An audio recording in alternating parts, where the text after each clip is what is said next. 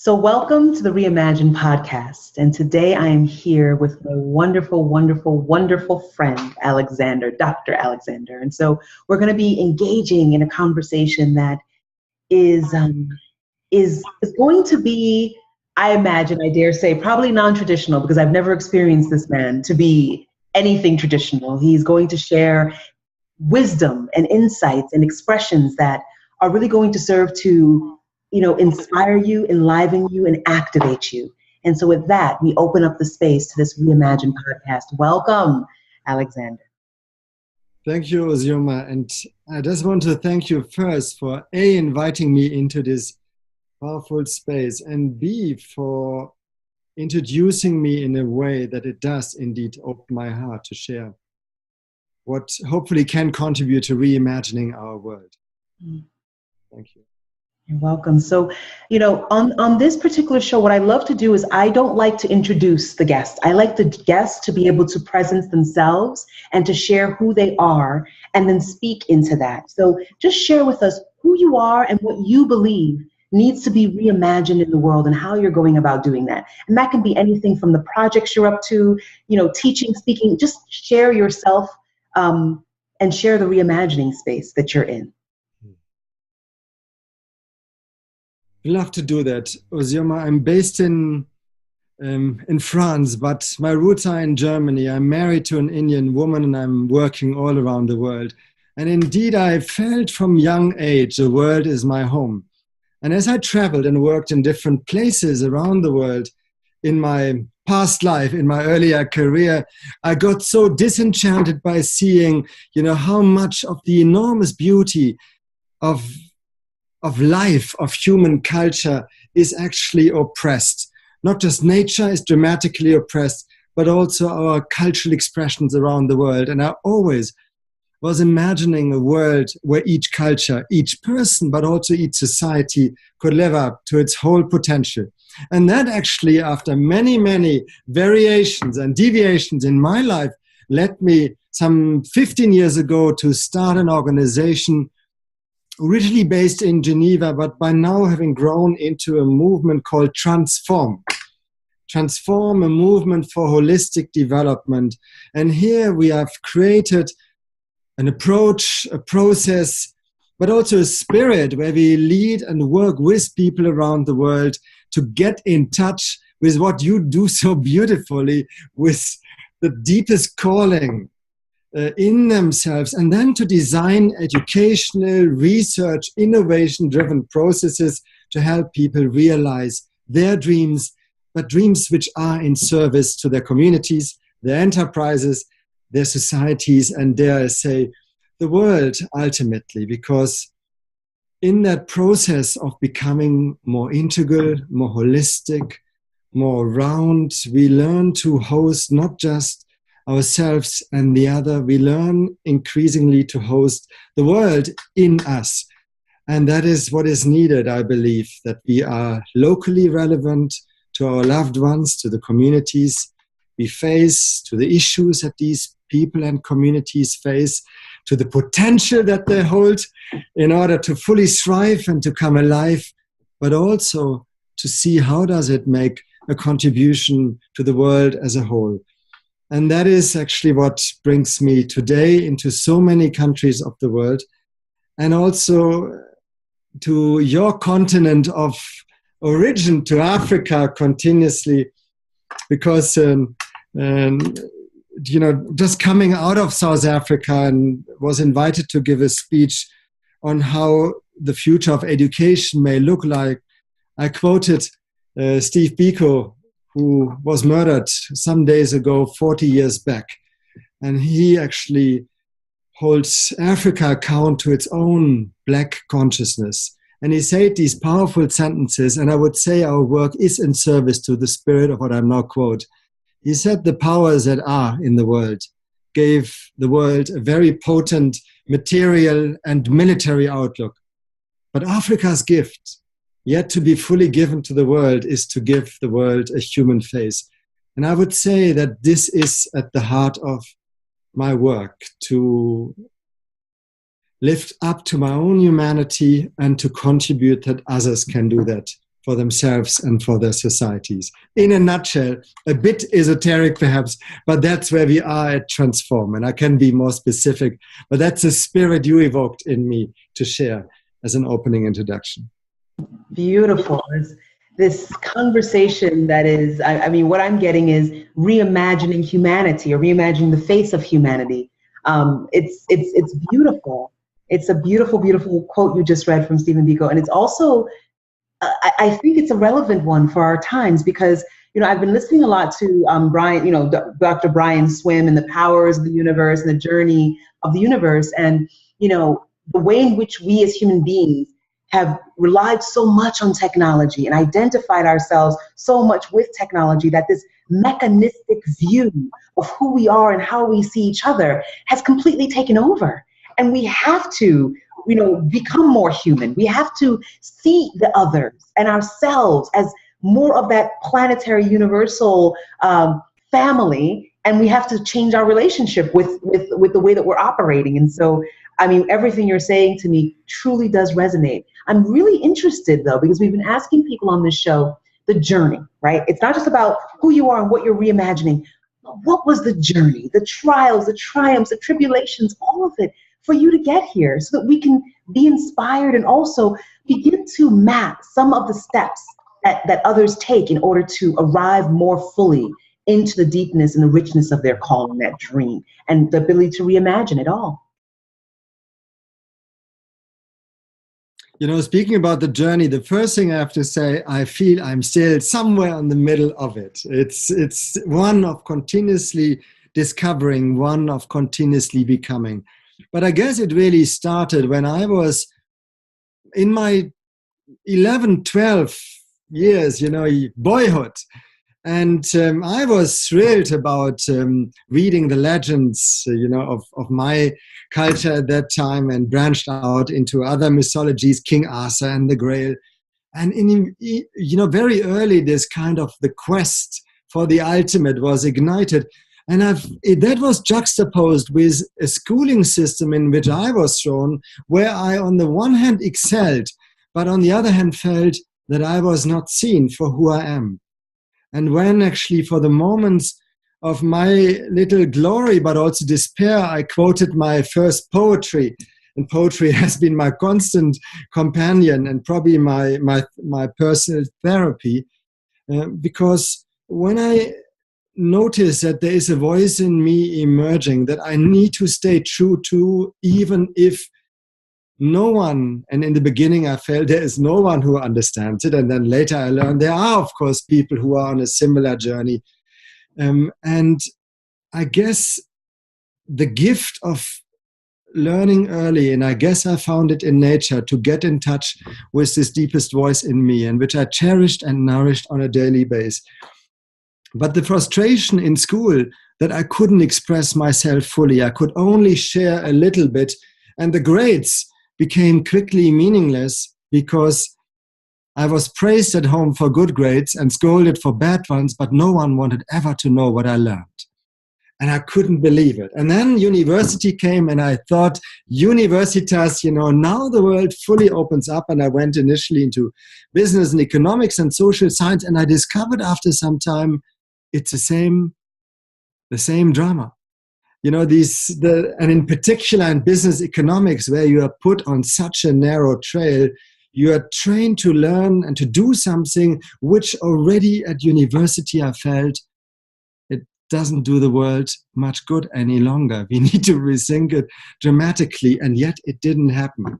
No culture in university, no spirit, no poetry, and I found it outside and I complemented it, but I dreamt at that time, and I did my early, very, you know, now young adulthood sketches about how I dreamed a campus, a new kind of education would need to look like. And then life took me to London, it took me into investment banking, it took me into publishing, and it took me to Singapore.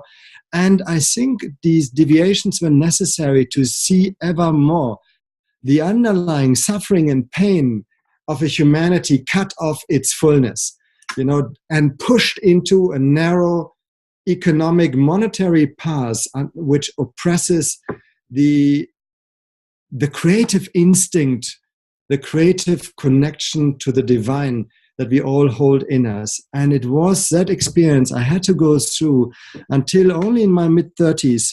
I sold my business in Singapore and came back to Europe, and I felt I needed to fundamentally contribute to, initially I felt it's European Renaissance, and then I later saw it has to happen on a global scale. And I began initially with consulting processes, and I felt, Osioma, I couldn't go deep enough. It doesn't give enough room for the full addressing and transformative process which is required. And I branched out into education.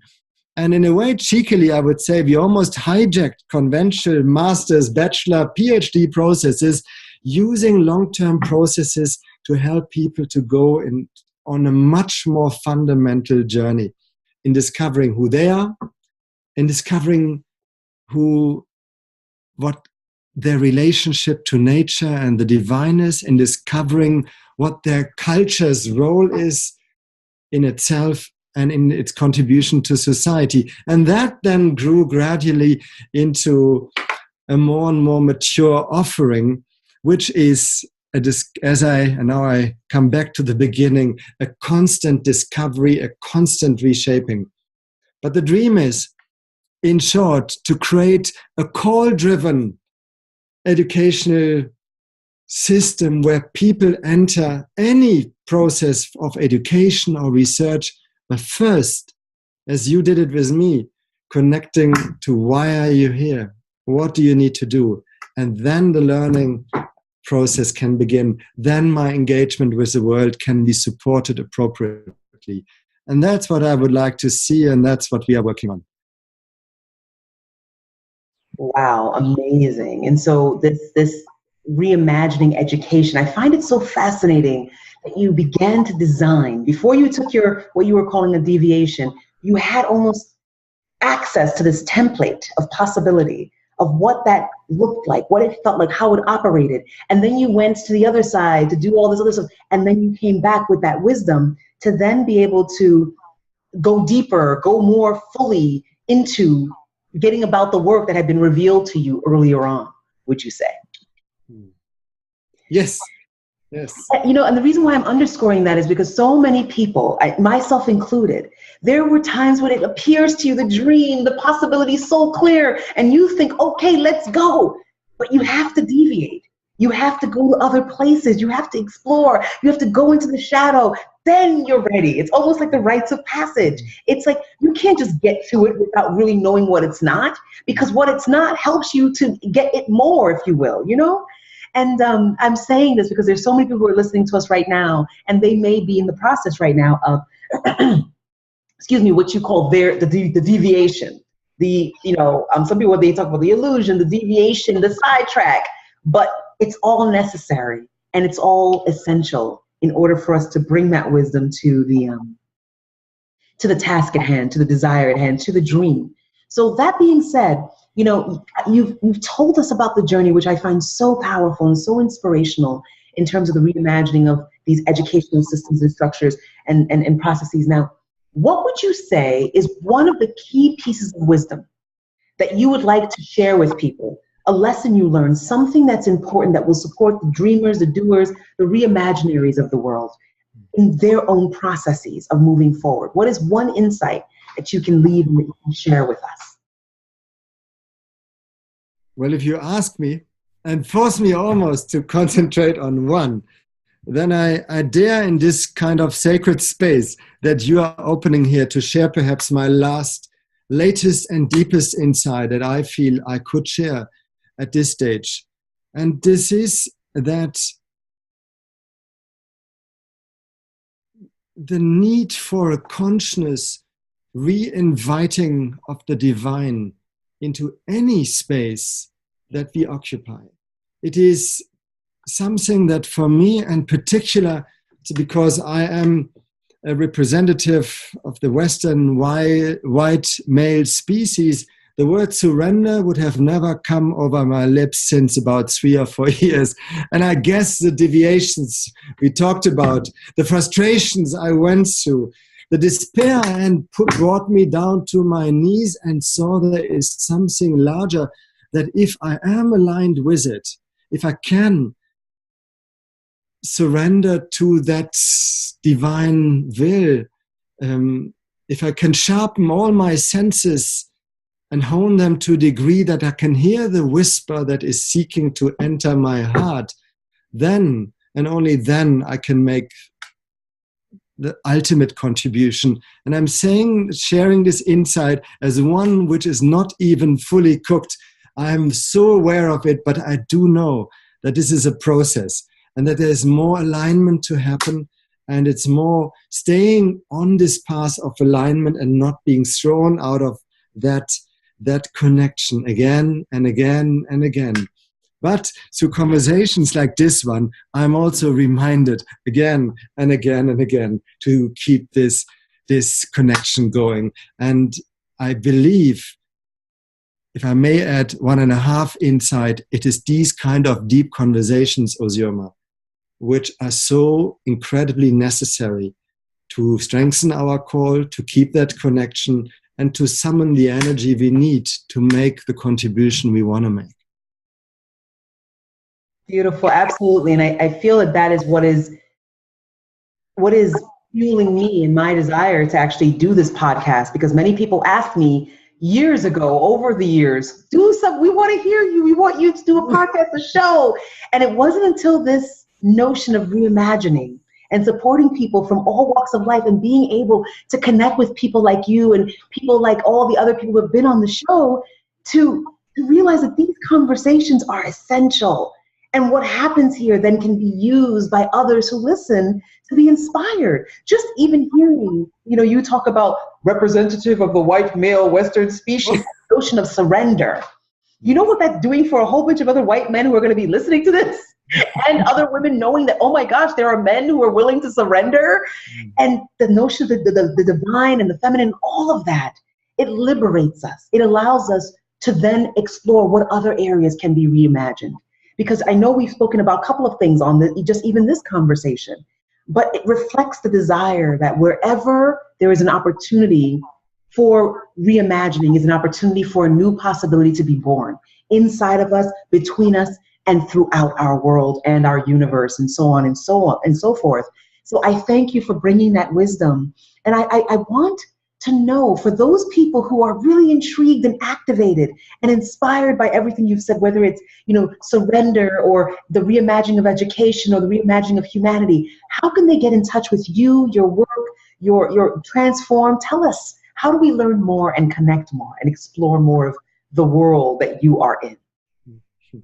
Well, one way to get in touch with me, Osioma, you have to invite me more regularly to your shows. Done. For those, if I be practical, at the very end of our conversation, we have actually designed last year a beautiful new website, www, and then transform is written trans like transformation, but after the trans comes a hyphen and a number 4 and a hyphen and an M for mother.com. And the 4 is essential in our work because it points towards the archetypal figure of wholeness, which is at the very heart of our approach and model. So transform.com, Alexander Schieffer is my name, and Google establishes the connection. But I want to say, Osioma, and I'm looking for the right words, which usually come easy, but now it's more difficult, because I am thrilled by what you do, by the way how you invite people into this sacred space. And I wish every listener and everyone who contributes to this powerful, potent, so needed show, that we build up this field of reimagining our world together, inside ourselves, outside ourselves together.